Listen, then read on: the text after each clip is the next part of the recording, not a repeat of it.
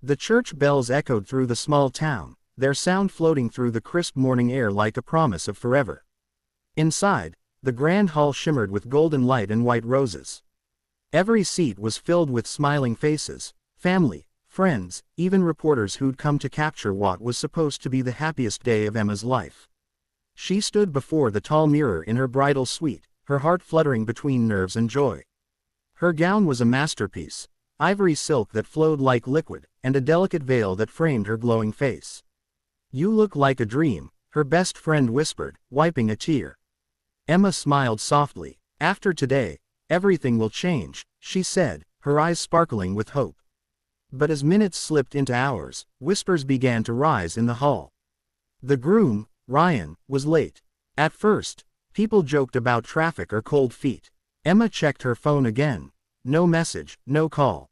Her father paced the floor, glancing at his watch, while her mother tried to reassure her, though her trembling hands betrayed her worry.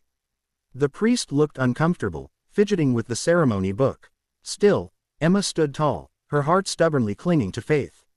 Ryan loved her. He wouldn't just vanish. Half an hour passed, then an hour. Then, the unthinkable, Emma's phone buzzed. One short text lit up the screen. "I can't do this." Just 5 words, and the world around her seemed to tilt.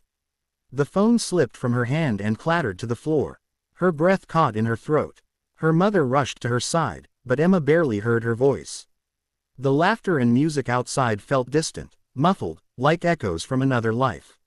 Reporters lowered their cameras, unsure whether to keep filming or look away. Guests exchanged awkward glances. Emma's father clenched his jaw, his face red with shame and anger. "He's humiliated us in front of everyone," he hissed, but Emma didn't answer. She felt numb, frozen in her wedding gown like a statue of broken dreams. Tears began to slide down her cheeks, smearing her perfect makeup. Someone turned off the music. The silence that followed was unbearable. Without another word, she turned and ran. The heavy doors burst open, and she stepped out into the gray afternoon, rain falling like shattered glass around her. Her heels sank into the mud, her dress soaked, but she didn't care. She walked aimlessly through the streets, her veil torn, her heart pounding in disbelief. People stared as she passed, some with pity, others with curiosity, but Emma couldn't feel the cold or the sting of humiliation. All she could see was the empty space where Ryan should have been, the altar that now stood as a cruel reminder of love's betrayal. She reached a quiet part of town, where the streetlights flickered weakly against the rain. There, under an old bridge, she saw a frail man sitting alone, wrapped in tattered clothes.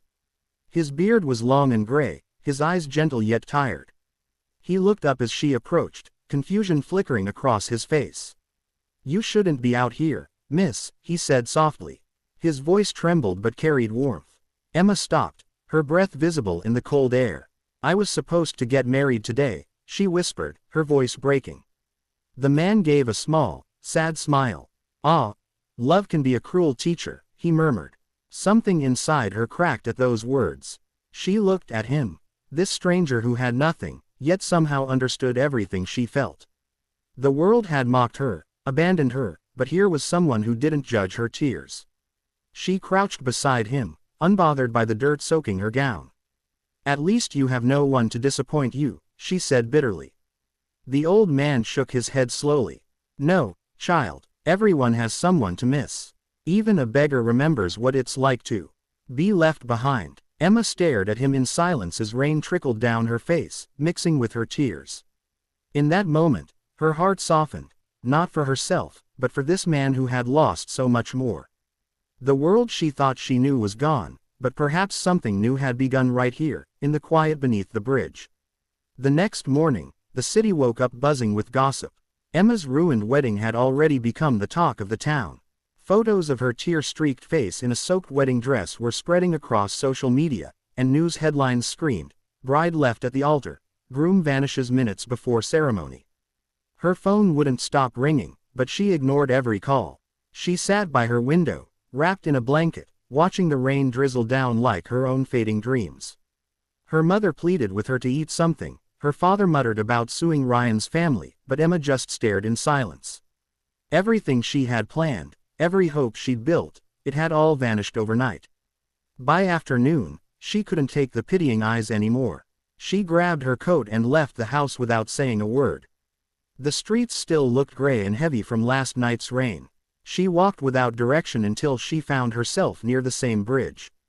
The old beggar was there again, sitting exactly as before, his wrinkled hands cupped around a steaming tin mug. He looked up as she approached and gave her a slow, gentle smile. "You came back," he said. Emma hesitated, unsure why she felt drawn to this stranger. "I didn't know where else to go," she murmured, sitting beside him.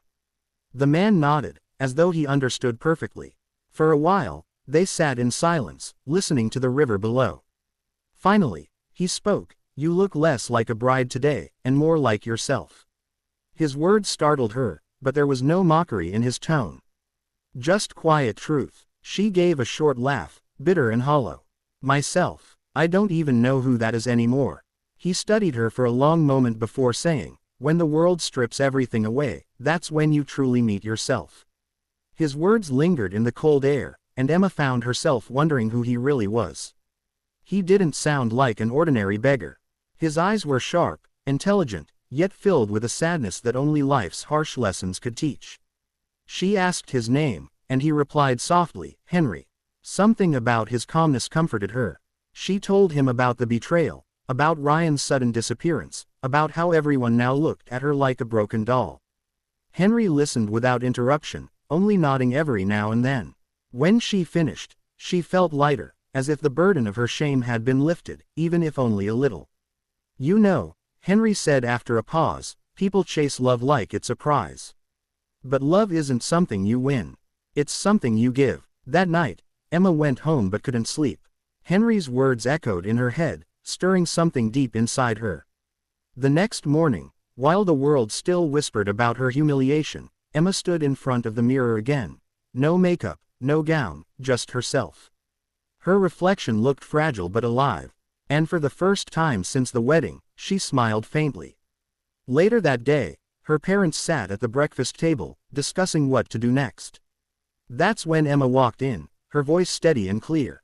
"I'm getting married," she said. Her mother gasped, nearly dropping her teacup. "What are you talking about? To whom?" Emma's answer stunned them. "To Henry. The man under the bridge." The room went silent. Her father slammed his hand on the table. "Have you lost your mind? He's a beggar." But Emma didn't flinch. "He's the only one who saw me when everyone else looked away." She turned and walked toward the door before they could stop her. When she found Henry again that afternoon, he looked startled as she approached with determination in her eyes. "Henry," she said, her voice trembling, "would you marry me?" For a moment, the old man simply stared, his weathered face unreadable. Then he chuckled softly, shaking his head. "You don't know what you're saying, child." But Emma stepped closer. "I know exactly what I'm saying. I want to start over. I want something real. Something that isn't built on money, looks, or lies." Henry's eyes glistened with emotion. "You'll be mocked. The world will call you crazy." She smiled faintly. "Let them. They already did." And just like that, the impossible began to take shape. A heartbroken bride and a poor beggar, about to rewrite the meaning of love. Days turned into weeks after their quiet wedding, and Emma's world shifted in ways she had never imagined. The ceremony had been simple. Just a priest, 2 witnesses from the street, and a small ring she had bought with her savings. No white gown, no music, no guests.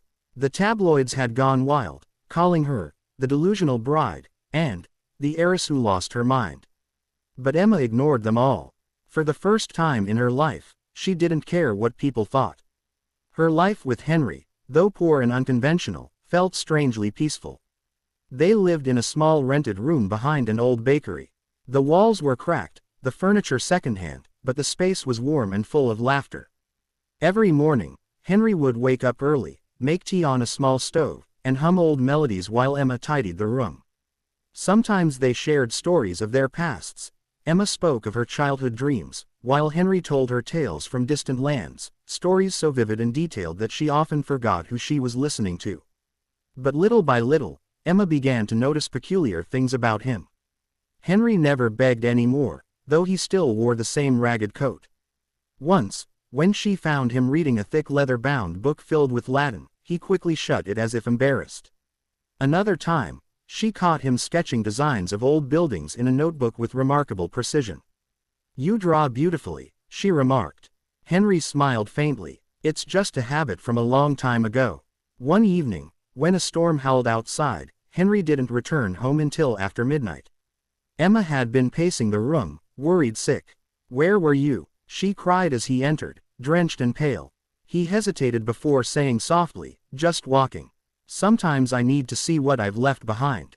His words confused her, but the sadness in his eyes kept her from pressing further. She sensed there was a part of his life he was hiding, a part that didn't belong to the streets. The next morning, curiosity got the better of her. When Henry left for his daily walk, Emma decided to follow him quietly. She trailed behind as he crossed the market and walked toward the outskirts of town. After nearly an hour, he stopped before an enormous iron gate covered in ivy. The mansion behind it looked abandoned, its windows shattered, its garden wild with weeds. But Henry produced a small, ancient-looking key from his pocket and unlocked the gate as if he'd done it 1,000 times. Emma's heart pounded as she watched him disappear inside. Gathering her courage, she followed him through the gate and into the mansion's shadowed halls. The place smelled of dust and memory. Golden frames lined the walls, each holding portraits of noble-looking people dressed in fine clothes. As she stepped closer to one of the paintings, her breath caught. The man in the portrait looked exactly like Henry, only younger and dressed in a fine suit. "Henry," she whispered. Her voice echoed through the vast room. He appeared from the shadows, startled to see her. For a long moment, neither spoke. Then Henry sighed deeply, the weight of years in his breath. "You weren't supposed to find this place yet," he said quietly. Emma's voice trembled. "Who are you?" Henry looked at the portrait, his eyes soft with regret. "My full name is Henry Beaumont," he began. "Once, I was one of the richest men in this city. This was my home." He walked slowly toward her. "But wealth destroyed the people around me. My family fought over my fortune. My wife betrayed me. When everything I loved turned to dust, I walked away from it all." Emma's mind spun. "So all this time, you weren't really a beggar?" Henry shook his head. "Not in the way people think. I lived on the streets because I wanted to know what love meant without gold, without power." He looked at her with tearful eyes. "And then you came. You gave me kindness when I had nothing to offer. You married me when the world would have turned away. You saw me, not the beggar, not the man I used to be, but the soul beneath it all." Emma's tears fell freely as she stepped closer to him. "You should have told me. I wanted to," he whispered, "but I needed to be sure that your heart was real." The truth crashed over her like thunder. Her act of compassion had uncovered something far beyond her understanding. The beggar she had married was a man who had once owned everything, and yet it was her love that had brought him back to life. Emma stood in stunned silence, her heart pounding as Henry's confession settled into the quiet of the vast mansion. The dusty air seemed to shimmer with the weight of everything he had said. She looked around. The grand staircase, the marble floor, the faded portraits of ancestors, and tried to imagine the man she had shared bread with beneath a bridge standing here, once surrounded by servants and wealth. The thought was almost impossible to believe. Henry walked toward one of the windows and brushed the dust from its frame, letting a shaft of golden light spill across the room. "This house was once filled with laughter," he murmured. "Now it's just a reminder of how easily love can vanish when it's built on greed." He turned back to her, his expression soft but uncertain. "I understand if you want to leave. You didn't ask for any of this." Emma stepped closer, her eyes glistening. "Leave," she whispered. "Henry, I married you when you had nothing. Why would I walk away now that I know who you are?" Her voice trembled, but it carried a quiet strength. Henry smiled faintly, tears welling in his eyes. "You have a heart the world doesn't deserve," he said. They spent the rest of the afternoon exploring the house together. Emma ran her fingers over the piano keys in the dusty parlor, each note echoing softly through the empty halls. In one room, she found an old photograph of a younger Henry with a woman and child. He explained that the woman had been his wife, and the child his daughter, both lost long ago in a tragic accident that shattered his world. After their deaths, his relatives had only cared about the inheritance, tearing one another apart until Henry walked away from it all, leaving behind his name, his fortune, and his pain. I thought I was done with love, he said quietly. Until you sat beside me under that bridge. Emma reached out and took his hand. Maybe we were both meant to find each other there, she said softly. Two broken souls who needed to be reminded that kindness still exists. Henry's eyes met hers, filled with gratitude. You didn't just find me, Emma. You saved me. Over the next few days, Henry began to open the house again, repairing what time had destroyed.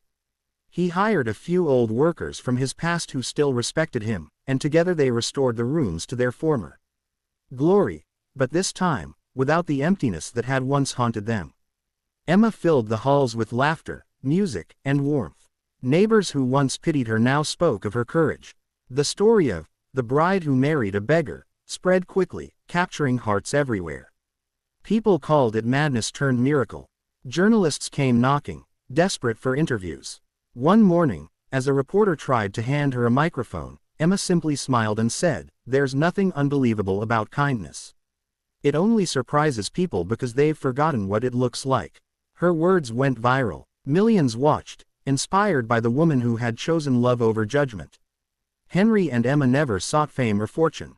Instead, they used the money Henry still possessed to open a foundation for the homeless, people who, like him, had once been invisible to the world. Emma often visited the shelter herself, sitting with those in need, listening to their stories, offering comfort just as she once received it under that bridge. One evening, as the sun melted into the sea beyond their estate, Emma stood on the balcony with Henry. The wind played gently through her hair, carrying the scent of roses from the garden below. Henry slipped his arm around her shoulders. "If someone told me years ago that a heartbroken girl in a wedding gown would become my miracle," he whispered, "I'd have laughed." Emma rested her head on his shoulder, smiling. "And if someone told me the beggar I met in the rain was an angel in disguise, I'd never have believed it either." As the sun sank beneath the horizon, painting the sky with gold and crimson, Henry kissed her forehead. The waves whispered against the shore below, carrying their laughter into eternity.